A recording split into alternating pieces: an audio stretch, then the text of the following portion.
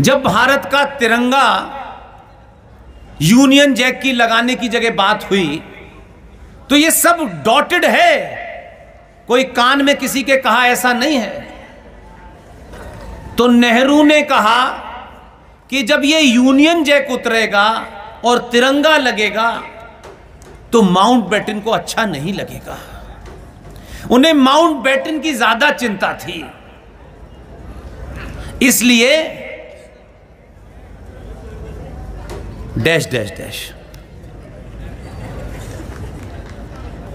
Lord Mountbatten को अच्छा नहीं लगेगा, इसलिए यूनियन जैक को नीचे हम सम्मान के साथ उतारे। तो गांधी जी ने, हमारे पिताजी ने कहा, अगर इस तिरंगे में कोने में यूनियन जैक भी लगा दिया जाए तो कोई बुराई नहीं है।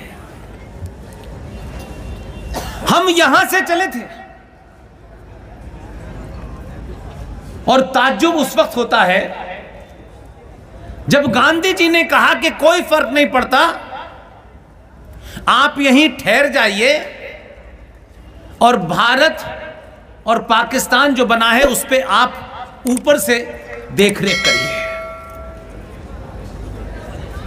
हम वहां से चलते चलते कहां पहुंचे बताऊं आपको। 1955 में देश का प्रधानमंत्री कौन था? ये तो सबको पता होगा, पंडित।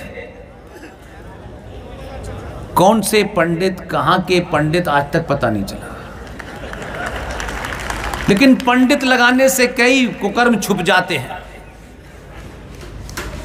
1955 में, 54 में, 53 में, 62 तक पंडित जवाहरलाल नेहरू इस देश के प्रधानमंत्री थे। यह घटना इसलिए हमारे देश में घटती है, ये छुट भइये लोग, ये छोटे छोटे दलाल इसलिए आपको मूर्ख बनाते हैं कि आपको यह लगता है कि जो पद पे बैठ गया है वही ज्ञानी है। मैं मानता हूं कि जो पद पे बैठ जाता है उसका ज्ञान से कोई संबंध नहीं होता।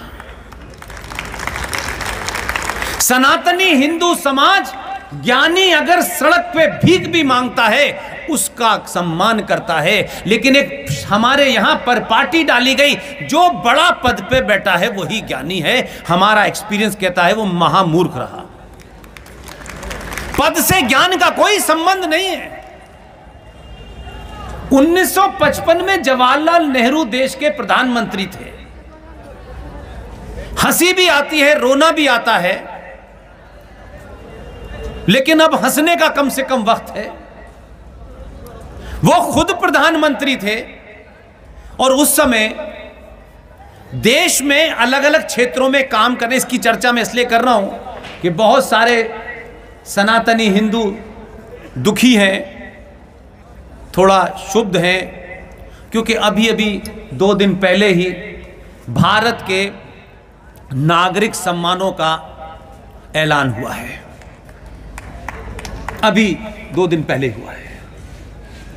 आप बिल्कुल भी दुखी मत होइए, इसको दे दिया उसको दे दिया, यह सरकार का प्रोरोगेटिव है, इस पे ज्यादा समय न जाया करें। लेकिन यह जरूर सवाल पूछें जो ज्ञान बांट रहे हैं इस समय, और मैंने सुना है कि भारत जोड़ो यात्रा निकाल रहे हैं। अब हमारे यहां के लोगों को, खासतौर से राजनीतिक लोगों को, अगर किसी पे सवाल भी उठाना है तो तथ्यात्मक नहीं उठाते। 1947 में यह इंडिया था, 14 अगस्त से पहले यह भारत था। अगर भारत जोड़ो यात्रा निकलनी है तो उसके लिए कश्मीर नहीं जाना है, बिहार नहीं जाना है, उसके लिए रामायण में जो कंधारी थी, जहां उसका घर था, उस गंधार में जाना है। वहां से भारत जोड़ो यात्रा शुरू होगी। ये इंडिया को जोड़ने की बात आप करते हैं। आपने भारत के टुकड़े किए और अब कहते हैं हम इंडिया को जोड़ेंगे। उनके नाना ये जो नागरिक सम्मान देने की कमेटी होती है, इस कमेटी का चेयरमैन प्रधानमंत्री होता है और प्रधानमंत्री इन सिविलियन अवार्ड्स को किसको दिया जाए किसको ना दिया जाए उस कमेटी में बात करने के बाद राष्ट्रपति को भेजता है कि हमने 10 लोगों ने प्रधानमंत्री की ज़ेरे क़यादत में उनके नेतृत्व में मीटिंग करके इन लोगों को इन पुरस्कारों के लिए योग्य माना है। प्रधानमंत्री की कमेटी बनी, पुरस्कारों की जांच पड़ताल हुई। ये घटना बताते में इतनी कभी कभी शर्म आती है, क्योंकि रामगढ़ में तो बता सकता हूं, बाहर बताऊंगा तो लोग मुझ पे हंसेंगे कि आप उसी देश के हैं। ऐसे ऐसे कृत्य किए हैं लोगों ने कि 1955 में प्रधानमंत्री जवाहरलाल नेहरू के नेतृत्व में पद्म पुरस्कारों की मीटिंग हुई और जवाहरलाल नेहरू ने खुद ही अपने आप को भारत रत्न दे दिया।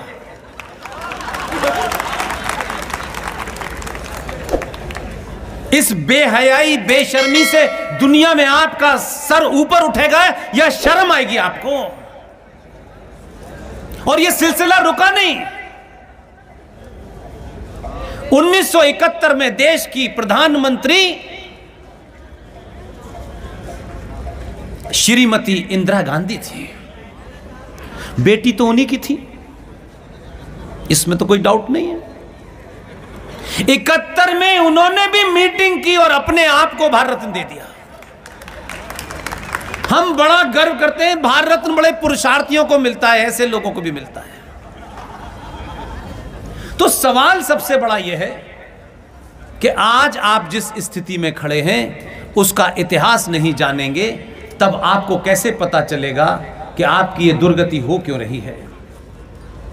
लिहाजा मैं आज भी मानता हूं कि सबसे बड़ा झूठ सनातनी हिंदू और हिंदुओं के ठेकेदार जो 5-5 घंटे प्रवचन, यहां प्रवचन वहां प्रवचन, सुबह से शाम प्रवचन, लगातार पिछले 90-95 साल से प्रवचन दे रहे हैं। उनके प्रवचनों से देश में बंटवारे के समय 11.5 लाख सनातनी हिंदुओं की हत्या हुई, तब भी वो थे।